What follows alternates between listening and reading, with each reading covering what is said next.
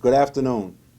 After consultation with our federal and state agencies, as well as Marlborough Hospital, we have decided to take additional steps to combat the COVID-19 virus.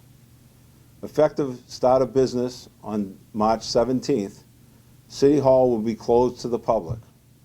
All employees will be here, available to answer phone calls or emails from you during regular business hours. We ask that all of our residents go to the website and pay their bills online or drop them in the mail. We are also arranging a drop box for the front of City Hall. This includes City Hall, the Senior Center, the Recreation Office, and the library.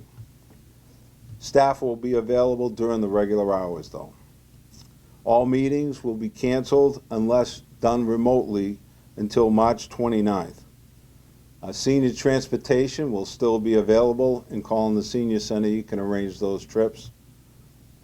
We also will be having meals for our school department, and I'll let the Superintendent Bergeron speak a minute on that. Thank you, Mr. Mayor. A message will be going out today at 3:30 p.m. to all families, to all the parents and guardians in Marlborough. Starting tomorrow, 8:30 a.m., all 28 of our elementary buses will roll through the city on their normal routes. And instead of picking up children, they're going to be asking families how many meals they need to prepare. We will be serving breakfast and lunch starting Wednesday. I should note that this also includes any families from the Immaculate Conception or the Amstead Charter School. If there are any questions, please contact the school department and let us know if there are any problems or if you need to pick up meals. Additional guidance will be emailed to families today at 3:30 p.m. with exact directions on how you can access the food service. Again, our translation services are open for phone calls. Our registration center and schools are closed to the public at this time. We thank you for all your understanding. Thank you, Mike. Over the last few days, this has been a very, very fluid process. And working with John Garside, our sanitarian, we've been on numerous conference calls trying to stay up to date on this. And I'd ask John to give us a quick update. Thank you, Mr. Mayor. Just the numbers as we know them today. In the state, 164 cases to date. We have 1 in Marlborough with 3 folks, 2 currently quarantined. We had 3, 1 was released end of last week. I would just caution you that those numbers are a little misleading. In talking with the folks at the hospital, there's a lot of folks under investigation that are suspected. We just haven't received results yet. So it'll certainly, those numbers are expected to rise in the not too distant future. In regards to all these activities that we've seen over the last, well, really 24 hours or 10 days or whatever it's been, really the reason for all this is to flatten the curve, as we've probably heard, to give our healthcare providers as well as society as a whole time to deal with these cases as they come to us, and whereas we can handle them and not put our most vulnerable at risk of not getting the care they might need. Which leads me into the fact that you've probably heard by now that it certainly affects the elderly and the folks with underlying medical conditions worse than the most of us. So look out for those folks. In regards to your children, they'll bring it home, or I'll bring it home to my folks. I've been calling my folks versus stopping to see them. So maybe that's a good idea going forward for a lot of folks. Things you can do, social distancing that we've seen throughout the news. You've probably seen it, and just continue to bear that in mind through all your activities, that you really want 6 feet between folks, if at all possible, as you're conducting your daily activities.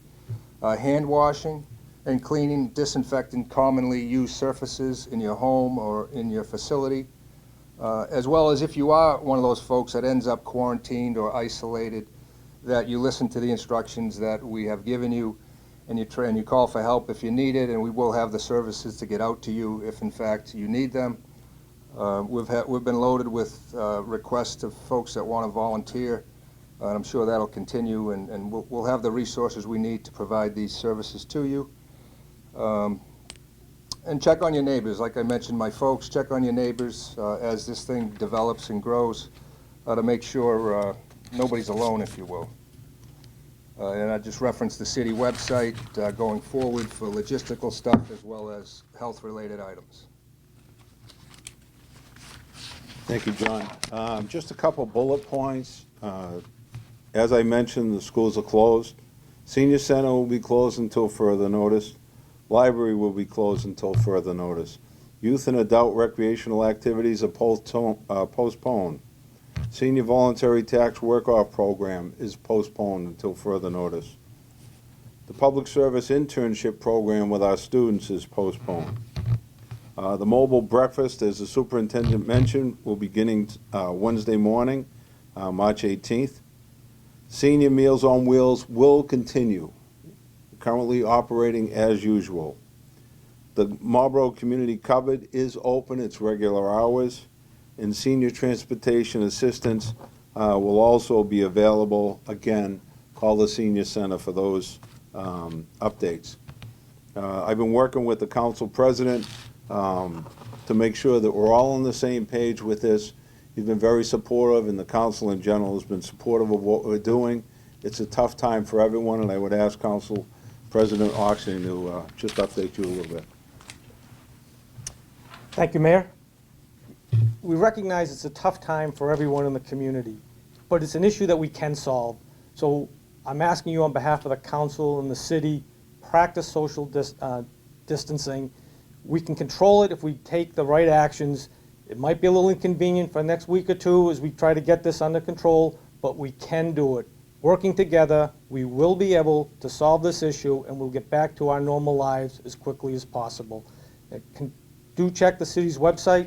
We'll continue to update it to keep current information. And with that, Mr. Mayor, I'll turn it back to you. Thank you. To wrap up, again, keep an eye on our message boards, our website, and our Facebook page for the latest updates. For symptoms, we're still looking for the over 100-degree temp, a cough, and shortness of breath. The shortness of breath is really the caveat that we have to keep an eye on for this one. It really distinguishes it from the common flu. So thank you very much. Be safe out there. Do you have any questions? Mike, the tentative date for school return is April 7th, is that? The governor has closed schools for 3 weeks through April 6th. We will be sending home a revised calendar to all families later this week, and we will provide messaging about that. But I also want to warn families that look at this for the long haul, because our guess is in 3 weeks we could be extending that. So we're hopeful that we'll all be back in 3 weeks. This will all be over, but that's a little optimistic. Good. Thank you very much.